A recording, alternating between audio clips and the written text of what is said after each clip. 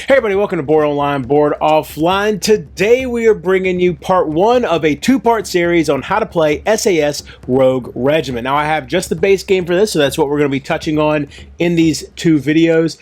This video will cover a general overview of a lot of the concepts and sort of definitions that you need to know to understand how to play the game, and we'll also cover how to set up a scenario. Then the second video will cover the various phases of gameplay: the operator phase, Axis advance phase, the event phase, Axis patrol phase, Axis attack phase, and end phase. And in that same video we'll also cover some other concepts about the Axis vehicles, units, and objects and equipment, as well as the operator vehicles. So without anything else, let's get into how to play SAS Rogue Regiment. The SAS board is made up of multiple double-sided tiles, which can be arranged into many possible map layouts. Each tile is divided into squares, as you can see, which are used to regulate movement and range. Each square can only have a single Axis unit or operator occupying it, though a unit can move through a square with another unit as long as they end their movement in a square that is not occupied. There are four types of squares on the SAS board: a regular square like this one, a rock square like this one, a forest square like this one, and a water square like this one. Each of the four different types have different impacts on movement and line of sight. Regular squares make up the majority of the squares in SAS Rogue Regiment. These have no restrictions on movement or line of sight. Water squares have no effect on line of sight, but they do block movement for all units except an operator in scuba mode or an operator in the rowboat. Forest squares are filled with trees, and you can see they are also shaded dark green to make them easy to pick out. Both operators and Axis units can see into and out of forest squares. So right now, these two units can see each other. However, they cannot see through them, so if this unit were one space back, then neither would have line of sight on the other. Additionally, a crouched operator cannot be seen even if they are on the edge of the forest like this, unless the Axis unit is adjacent to them. The same goes for a corpse. While an operator can sprint into the first forest square, they can never sprint from one forest square to another forest square. Finally, forest squares provide soft cover, so an Axis unit attacking an operator on a forest square will subtract 1 from their attack die roll. Rock squares are filled with rocks and are also shaded dark green, similar to forests, and they function in many similar ways. Units can see into rock squares, but not through them, so if this operator were here, there would be no line of sight between them. Units can see into and out of rock squares, however, they cannot see through them, so if this unit were here, then there would be no line of sight between these two units. Rock squares also block movement for all units unless they have a grappling hook. In that case, they can move through them with the climb action. An adjacent square is any of the squares next to a unit, including the diagonal ones. So there are 8 adjacent squares here. To establish if line of sight exists between two squares, draw a line from the center of one square to the center of the other square. You can use this line of sight tool to assist you with this. If the line cuts through a square containing something that blocks line of sight, then there is no line of sight, but in this case, clearly there is. If the line of sight is drawn through low cover, then it's said that the unit is partially visible. If the unit were crouching or if it were a corpse, then it would not be visible. But since this unit is standing, they are visible. It should also be noted that touching the corner, but not actually going through the corner of a square that blocks line of sight, does not block line of sight. So, for instance, the center of this square to the center of this square touches this corner here. However, it does not actually go through this square at all, and so line of sight is not blocked. Low cover terrain blocks line of sight to corpses and crouching operators. If an operator is standing and there is low cover between them and the Axis unit, the Axis unit who attacks the operator will have to modify their attack roll due to that low cover. Low walls are considered hard cover, which means Axis units will subtract 2 from their attack rolls. However, low walls have no effect on movement for operators or for Axis units, as they simply step over or vault over them while moving or sprinting. An Axis unit adjacent to a low wall can see over it, or an Axis unit looking down the length of the wall can also see over it. And when we say looking down the length of the wall, it means that the wall is in line with the left or right edge of the unit square. As you can see in this case, it's in line with the right edge of this Axis unit square. Hedges count as low cover and are soft cover. So in that case, an attacking Axis unit will subtract 1 from their attack rolls. Hedges block all movement except for the climb action. Crates are low cover and are hard cover. So just like with low walls, an Axis unit attacking through crates will have to subtract 2 from their attack rolls. Crates block all movement except the climb action. High cover completely blocks both movement and line of sight for all units. A high wall is a type of high cover. However, when it is marked with this grappling hook symbol, then a unit with a grappling hook can move through it using the climb action. A supply dump is another type of high cover, and this is placed on the board based off of mission details. It will block line of sight and movement for all units. Buildings are made up of high walls, windows, doors, and rooms. Doors will always have this symbol here, and they completely block line of sight. This, of course, means attacks cannot be made through doorways. However, units can move through a doorway using either a move action or a sprint action. But units may not move through a doorway diagonally.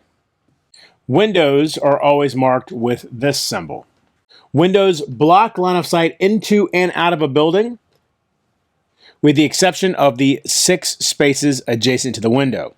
These are known as the exterior window spaces, and these are the interior window spaces. A unit on an interior window space has full line of sight out of the window, and units outside the building have line of sight to the interior window spaces. So right now, these units can see each other. Similarly, if a unit is on an exterior window space, they have full line of sight into the building, and units inside the building have line of sight to those exterior window spaces. It should be noted that you do still have to take into account high walls. So for instance, if this unit were here, he would have line of sight to this space and this space, but not this one since the wall blocks it. Sentry points have this marking here and are marked on various places around the board. There are black sentry points and white sentry points. During the game setup, you will place a corresponding black or white sentry on these spaces, facing in the direction of the filled-in arrow. The sentries will always be riflemen, as opposed to SMG units. The way you can tell the difference is the rifleman, when they don't see anyone, has the rifle slung on their back, while the SMG unit is carrying the SMG in their hands. There are also black and white patrol lines. Each patrol line has 2 possible starting points. At the beginning of the game, a patrolman matching that color should be placed on one of the 2 starting points, and it's important that they are facing the direction of the arrow.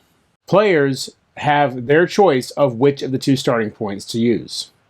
SMG units will be placed on the board based on the mission parameters, and we'll discuss that during the mission setup portion of this video.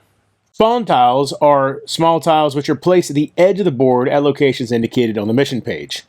They could be black spawn tile, white spawn tile, or mixed spawn tile.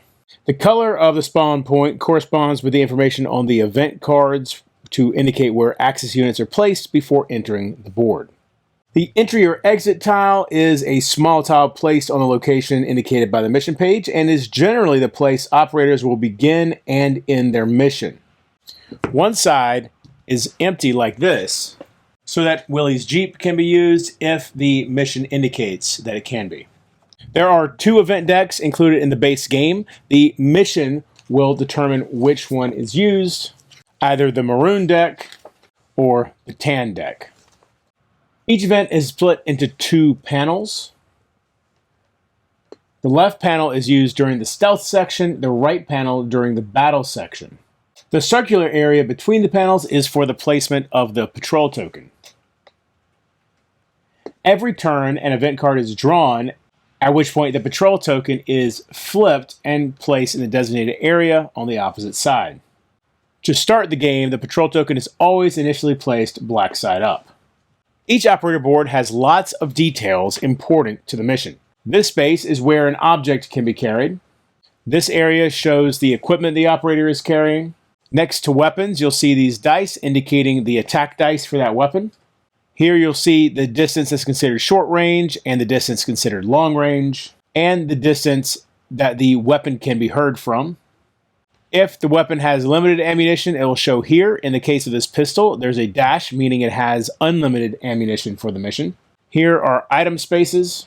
Here's the health tracker. And the health point with this circular arrow indicates that is the recover point, or the highest that a operator can heal to during a mission.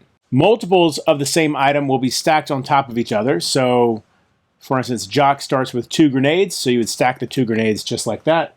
This is detailed right here in the ammunition box. It should be noted that an operator can only ever use their own items and equipment, and it is the player's choice which side of the board to start with. So you can see this side of the board is slightly different. 1 grenade, there's a rifle instead of a pistol.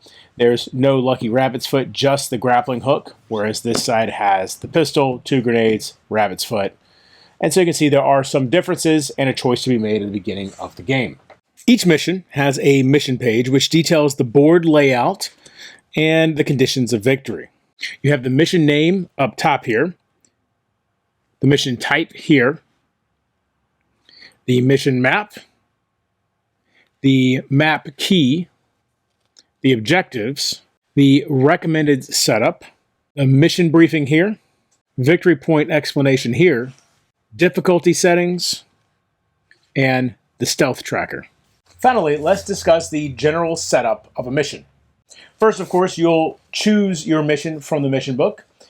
The base game comes with 9 possible missions. Next, you'll need to select the operators most suitable for the job. Now, some missions, such as Mission 1, will be clear about what operator you're using, but other missions, such as Mission 4, will simply say operator and allow you to start which operators you feel are best in that position. Set up the board tiles to match the map on the mission page. Next, place the units on the board, on the patrols, on the sentry positions, and anywhere you see guards marked on the map, on the mission page. So the axis units might look like this for Mission 1. At this point, you'll also be placing your units on the board. And so we can see Jock will go right here, and Anders will go up here.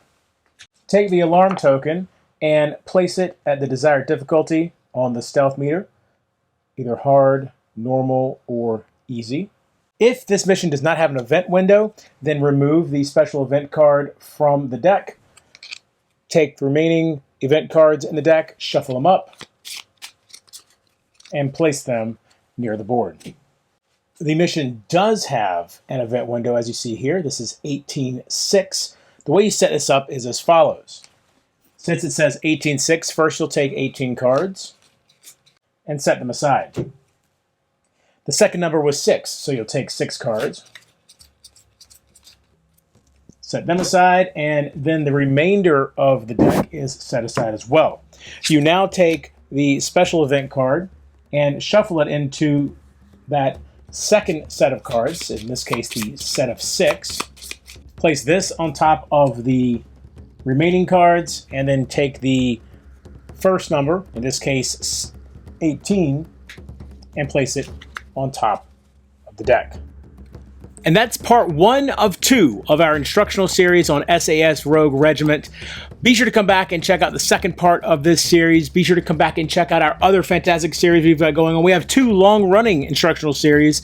We have How to Play Kingdom Death Monsters Gambler's Chest Expansion Part 5. That will be the next video I film. We also have How to Play Dungeon Universalis Part 5 coming up. That will be shortly after the Gambler's Chest expansion. And until next time, if you're bored online, board offline.